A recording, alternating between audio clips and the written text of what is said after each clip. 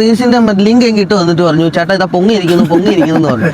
അപ്പൊ ഇത് ചേട്ടന്റെ ചുക്കാമണി പൊങ്ങിയിരിക്കുന്നു ചുക്കാമണി പൊങ്ങിയിരിക്കുന്നു.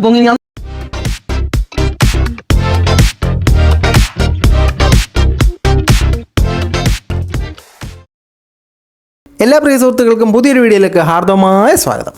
നമ്മുടെ പ്രധാന വിഷയത്തിലേക്ക് കടക്കുന്നതിന് മുമ്പ് എല്ലാ ദിവസവും എല്ലാ വീഡിയോയിലും എപ്പോഴും പറയുന്ന പോലെ തന്നെ നമ്മുടെ വീഡിയോ കാണുന്ന നിങ്ങൾ ആരെങ്കിലുമൊക്കെ സബ്സ്ക്രൈബ് ചെയ്യാതെയാണ് കണ്ടുകൊണ്ടിരിക്കുന്നതെങ്കിൽ ആ സബ്സ്ക്രൈബ് ബട്ടണിൽ ഒരു ക്ലിക്ക് വെച്ച് കൊടുക്കുക. ഇപ്പോഴും മുന്നോട്ടുള്ള യാത്രയിൽ എനിക്ക് നിങ്ങളുടെ സഹായം തീർച്ചയായിട്ടും ആവശ്യമാണ്. അപ്പോൾ കൂടുതലായിട്ട് ഇതിൽ നമുക്ക് നേരെ വിഷയത്തിലേക്ക് പോകാം. നമ്മുടെ പ്രധാന വിഷയം എന്തെന്ന് നോക്കിക്കഴിഞ്ഞാൽ നമ്മുടെ സമൂഹത്തിന് ചുറ്റും ഇപ്പോൾ തട്ടീരും വെട്ടീരും കുട്ടീരും മട്ടീരും ഒക്കെ ആണല്ലോ. അങ്ങനെ ഒരു സാഹചര്യത്തിൽ നമ്മുടെ ഈ ബുൾജെറ്റ് സഹോദരന്മാരെ ഹണി ട്രാപ്പിൽ ഉൾപ്പെടുത്താൻ നോക്കിയിരിക്കുകയാണ് സുഹൃത്തുക്കളെ. അപ്പോൾ നമുക്ക് അതിനെക്കുറിച്ചുള്ള വിവരങ്ങൾ കാണാം. ഇവരിപ്പോൾ മംഗോളിയൻ റഷ്യൻ യാത്രയിലാണ്. ആ യാത്ര വെച്ചിട്ടാണ് ഇവരിത് റിവീൽ ചെയ്യുന്നത്. ഒരു വർഷം കൊണ്ടേ നടക്കുന്നൊരു പ്രശ്നത്തെയാണ് ഇവർ നമുക്ക് മുമ്പിൽ തുറന്നിടുന്നത്. ഇത് വളരെ രസകരമായി ഇവർ അവതരിപ്പിച്ചിട്ടുണ്ട്. അതുപോലെ തന്നെ ഇതൊരു ലേശം അടൽസൊള്ളി കണ്ടന്റ്. അപ്പോൾ ഇച്ചിരി അടൽസ് മാത്രം കാണുക ഒന്നും ഞാൻ ഇടുന്നില്ല. അപ്പോൾ നമുക്ക് ഇവർക്ക് എന്താ പറയാനുള്ളതെന്ന് നോക്കാം അവരുടെ യാത്രക്കിടയിൽ. ഹണി ട്രാപ്പ് എന്ന് വിചാരിക്കുന്നത് തേനുകൊണ്ടുള്ള ഒരു പരിപാടിയാണെന്നാണ്. പക്ഷേ ഈ ഇടയ്ക്കാണ് അത് അത്ര തേനുകൊണ്ടുള്ള പരിപാടി അല്ല എന്ന് മനസ്സിലായത്. ഇത്ര നാൾ ഞങ്ങൾ വിചാരിച്ചത് ഹണി ട്രാപ്പ് തേനുകൊണ്ടുള്ള എന്തോ ഒരു ട്രാപ്പ് എന്നാണ് ഞങ്ങൾ വിചാരിച്ചത്. ഇനി അതിനെക്കുറിച്ച് ലിവിൻ പറയുന്നതാണ്. അതായത് കഴിഞ്ഞ ഞാൻ കുറച്ച് നാളുകളായിട്ട് ലിവിന് ഒരു അക്കൗണ്ടിൽ നിന്നും നിരന്തരമായിട്ട് മെസ്സേജ് വരും. നമ്മളിതൊന്നും ശ്രദ്ധിക്കാറില്ല. കഴിഞ്ഞ യാത്ര ഈ വാഹനം കൊണ്ട് മലേഷ്യ പോകുന്ന യാത്രയിലാണ് നമ്മുടെ വാഹനം കൊണ്ടുപോകുന്നത്. നമ്മൾ കൊൽക്കത്തയിൽ നിന്നൊന്ന് കുളിച്ചായിരുന്നു. അതായത് അവിടുത്തെ ആൾക്കാർ കുളിക്കുന്ന രീതി ഞങ്ങളൊന്ന് കുളിച്ചു. അപ്പോൾ കുളിച്ചപ്പോൾ ചില സ്ഥലത്ത് മുഴയും ചില സ്ഥലത്ത് ഇതൊക്കെ വന്നു.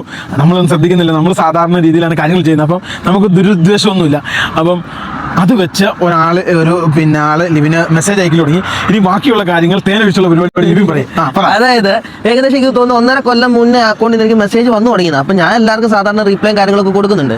ഇത് ഞാൻ മലേഷ്യയിൽ വണ്ടി കൊണ്ടുവന്ന നേരത്ത് റീൽസ് ഇട്ട് കഴിഞ്ഞപ്പം അതിന്റെ മലേഷ്യയിൽ നിന്ന് കൊൽക്കത്തയിൽ നിന്ന് നമ്മൾ മലേഷ്യയിലോട്ട് വണ്ടി ഷിപ്പ് ചെയ്യാൻ നേരത്ത് നമ്മൾ ഈ വണ്ടി കഴിഞ്ഞപ്പോൾ ക്ലീൻ ആക്കാൻ നേരത്ത് നമ്മളും കുളിച്ചു. അതിന്റെ റീൽസ് ഇട്ടു.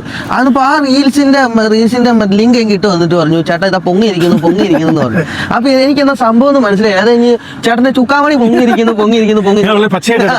ചുക്കാമണി പൊങ്ങിയിരിക്കുന്നു അന്നപ്പോഴും എനിക്ക് കാര്യം മനസ്സിലായി. അപ്പൊ എന്നോട് പിന്നെയും പറഞ്ഞു ചേട്ടന്റെ ഫ്രണ്ട് ഇൻസ്റ്റാഗ്രാമിൽ മെസ്സേജ് അയച്ചിട്ടാണ് പറയുന്നത്. അപ്പൊ എന്നെ സംഭവം എല്ലാ കാര്യം പൂർണ്ണമായിട്ട് പറയട്ടെ. അതായത് ഫ്രണ്ട് പൊങ്ങിയിരിക്കുന്നു. അത് കഴിഞ്ഞിട്ട് പറഞ്ഞു ചേട്ടൻ ചുക്കാമണി പൊങ്ങിയിരിക്കുന്നു, പിന്നെ ചേട്ടൻ ഷർട്ട് ഇട്ടിട്ടില്ല, ഇങ്ങനെയുള്ള കാര്യങ്ങൾ ഇങ്ങനെ പറഞ്ഞുകൊണ്ടിരുന്നു. അപ്പൊ ഞാൻ മറ്റേ റീൽസിന് സ്ക്രീൻഷോട്ട് ഇട്ട് കൊടുത്തിട്ട് ചോദിച്ചു ഇതെന്താ സംഭവം എന്ന് ചോദിച്ചു.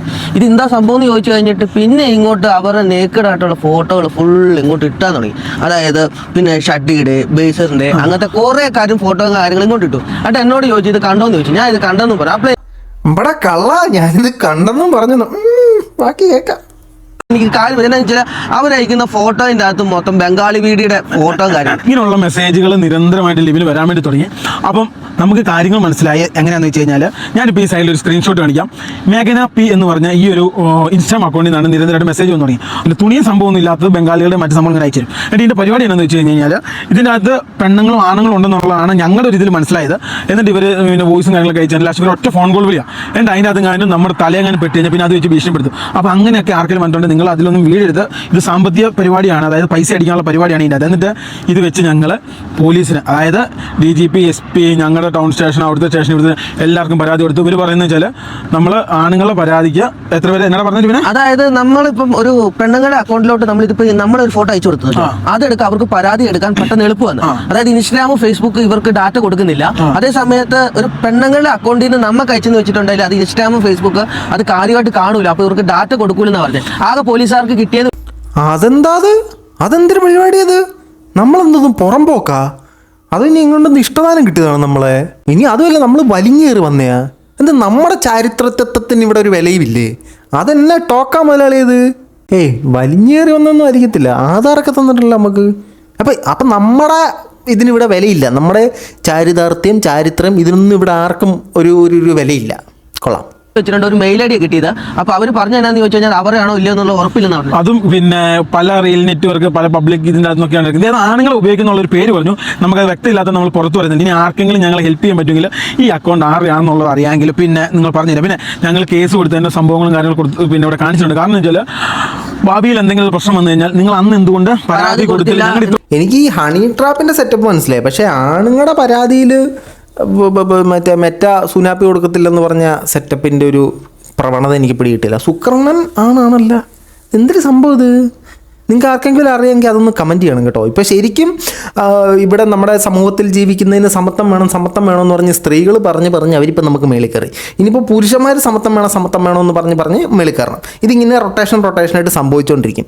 ഈ സമത്വം എന്ന് പറയുന്ന സാധനം രണ്ടുപേർക്കും കിട്ടണ്ടേ ശരിക്കും. അപ്പോൾ ഇവിടെ യാതൊരുവിധ റൈറ്റും ഇല്ലാത്തത് ആണുങ്ങൾക്കാണ്.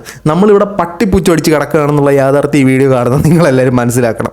ശരിക്കും ഒരു പ്രശ്നം വന്നു കഴിഞ്ഞാൽ ഇപ്പോൾ എന്തെങ്കിലും ഒരു റോഡിലൊരു അപകടം നടന്നു നോക്ക്, കുറ്റം ആണിന്, അത് ഒരു സംഭവമില്ലാത്ത കേസാണ്. പിന്നെ ഒരു സ്ത്രീ ഒരു പുരുഷനെക്കുറിച്ച് ഒരു ആരോപണം പറഞ്ഞു നിൽക്ക്, അവനത് ചെയ്ത് അത് ഉറപ്പാണ് സംഭവം. തിരിച്ചാണെങ്കിലോ പുരുഷൻ സ്ത്രീയെക്കുറിച്ച് അത് ചെയ്തെന്ന് പറഞ്ഞു കഴിഞ്ഞാൽ അതിനകത്ത് തിരക്കും ആളുകൾ. ഇത് എന്തോന്നടി ഇത്, നമ്മളിനി ഏലിയം ഇല്ലാണ് പൊട്ടി വീണാണ് ആകാശത്ത് നിന്ന്, നമ്മളിവിടെ ആർക്കും വേണ്ടേടേ. നമ്മൾ വിഷയത്തിൽ നിന്നും വ്യതിചലിക്കുന്നു. നമുക്ക് നമ്മുടെ വിഷയത്തിലേക്ക് വരാം. അപ്പോൾ ഈ ഹണി ട്രാപ്പ് എന്ന് പറയുന്ന സാധനത്തെക്കുറിച്ചാണ് ഇതിനകത്ത് ബേസിക്കായിട്ട് സംസാരിച്ചുകൊണ്ടിരുന്നത്. അതായത് നമുക്ക് ഇങ്ങോട്ട് അപ്രോച്ച് ചെയ്യുകയും നമ്മൾ ഇത്തരത്തിൽ സംസാരിക്കുകയും ഒരു വീഡിയോ കോൾ ടൈപ്പിലോട്ടൊക്കെ പോകുമ്പോഴത്തേനും നമ്മുടെ ഫേസ് എവിടെയെങ്കിലും കിട്ടിക്കഴിഞ്ഞാൽ അത് വെച്ച് നമ്മൾ ലോക്ക് ചെയ്യും. പിന്നെ അങ്ങോട്ട് ഭീഷണി കാശ് ഇതാണെന്നൊക്കെ പറഞ്ഞുകൊണ്ടാണ്. എൻ്റെ ഒരു സുഹൃത്തിന് കുറച്ച് നാൾ മുമ്പ്, ഒരു 1.5 വർഷം മുമ്പ് ഇതിനോട് സമാനമായൊരു സംഭവം സംഭവിച്ചിട്ടുണ്ടായിരുന്നു. ആളെ വാട്സപ്പിൽ വീഡിയോ കോൾ ചെയ്തു, പുള്ളിക്കാരൻ വീഡിയോ കോൾ അറ്റൻഡ് ചെയ്തപ്പോൾ ഇതിന് ചെറുപറ സ്ക്രീൻഷോട്ട് എടുത്തു. എന്നിട്ട് പുള്ളിക്കാരന് ആ സാധനമൊക്കെ അയച്ചു കൊടുത്തു. മര്യാദയ്ക്ക് 6000 രൂപ അയച്ചാൽ ഇല്ലെങ്കിൽ ഇപ്പം ഞാൻ പ്രശ്നം ഉണ്ടാക്കും, സീനാക്കും, നിൻ്റെ കൂട്ടുകാർക്കെല്ലാം അയച്ചു കൊടുക്കും, ഫേസ്ബുക്കിൽ നിന്നെ ടാഗ് ചെയ്തിടും, അതായത് എന്നൊക്കെ പറഞ്ഞ് ഈ പുള്ളിക്കാരന് ഒരു 3000 രൂപ കൊടുത്തു. 3000 രൂപ കൊടുത്തിട്ടാണ് എൻ്റെ അടുത്ത് ഓടി വന്നത്. അപ്പോൾ ഞാൻ പറഞ്ഞു നിങ്ങൾ കൊടുക്കേണ്ട കാര്യമില്ല, ഫസ്റ്റ് ഓഫ് ഓൾ അറിയാത്ത കോളല്ല നമ്മളെടുത്ത്, നമുക്ക് പോയി പോലീസൊക്കെ പറയാനൊക്കെ പറഞ്ഞ് ഇവനെ പിന്നെ ഇതുപോലെ പറഞ്ഞ് ഭീഷണിപ്പെടുത്തി ഇവൻ 2000 രൂപയും കൂടെ കൊടുത്തു. അപ്പോൾ 6000 രൂപ ചോദിച്ചത് വരുവിന് 12000 രൂപയ്ക്ക്. 12000 രൂപ എന്ന് പറഞ്ഞപ്പോഴത്തേന് ഇവൻ ആ കോൾ അങ്ങ് ബ്ലോക്ക് ചെയ്തു ആളെ. പിന്നെ ഒരു ശല്യം ഉണ്ടായിട്ടില്ല, വേറെ നമ്പറിൽ നിന്ന് പോലും അവന്മാർ ശ്രമിച്ചിട്ടില്ല. 5000 രൂപ കിട്ടി അവന്മാർ അതും കൊണ്ട് ജോളി. 12000 രൂപ ഇപ്പോൾ 12000 രൂപ കൊടുക്കുമ്പോൾ അവന് പിന്നെ അതിൻ്റെ മേളിൽ ചോദിച്ചുകൊണ്ടിരിക്കും. ഇതാണ് ബേസിക് ഹണി ട്രാപ്പിൻ്റെ സംഭവം. ഇപ്പം നമുക്ക് നമ്മുടെ ഇപ്പോഴത്തെ സമൂഹത്തിൽ ഒന്നും വിശ്വസിച്ച് നമുക്ക് ചെയ്യാൻ പറ്റത്തില്ല. അറിയാത്തൊരു ലിങ്കെ തൊടാൻ പറ്റത്തില്ല, അറിയാത്ത ഒരാളുടെ വീഡിയോ കോൾ എടുക്കാൻ പറ്റത്തില്ല, ഒന്നും പറ്റാത്തൊരു സാഹചര്യമാണ് നമ്മുടെ ചുറ്റും ഇപ്പം നടന്നുകൊണ്ടിരിക്കുന്നത്. അപ്പോൾ ഇത്തരത്തിലൊരു പ്രശ്നം നിങ്ങളെല്ലാവരും നേരിടും. നിങ്ങളിലൊക്കെ ഇത് റീച്ചാവും. അവരിലേക്ക് റീച്ച് ആയിട്ടുണ്ടെങ്കിൽ നമ്മളിലേക്കും ഇതെല്ലാം റീച്ചാവും. നമ്മുടെ സുഹൃത്തുക്കളിലേക്കൊക്കെ ഇത് എത്തിയിട്ടുണ്ട്. അപ്പോൾ ഇത്തരത്തിലൊരു സാഹചര്യം വരുമ്പോഴത്തേനും അതിനെ വയസ്സായിട്ട്, പ്രായമായ വയസ്സല്ല മാനേ, ബുദ്ധി കൊണ്ട് നേരിടാനുള്ളൊരു സ്കില്ല് നിങ്ങൾ ഉണ്ടാക്കിയെടുക്കുക. ഇങ്ങനെ എന്തെങ്കിലും പ്രശ്നം വരും പെട്ടെന്ന് പേടിച്ച് പാനിക്കായിട്ട് ഓരോന്നും ചെയ്യാതിരിക്കുക. അപ്പോൾ ഈ ഹണി ട്രാപ്പ് സെറ്റപ്പിലൊന്നും നിങ്ങളാരും വീഴാതിരിക്കട്ടെ എന്ന് ആത്മാർത്ഥമായി ഞാൻ എന്ത് ചെയ്യുന്നു, എന്തോ ചെയ്യുന്നു, നേരുന്നു, പ്രാർത്ഥിക്കുന്നു, അത് മതി.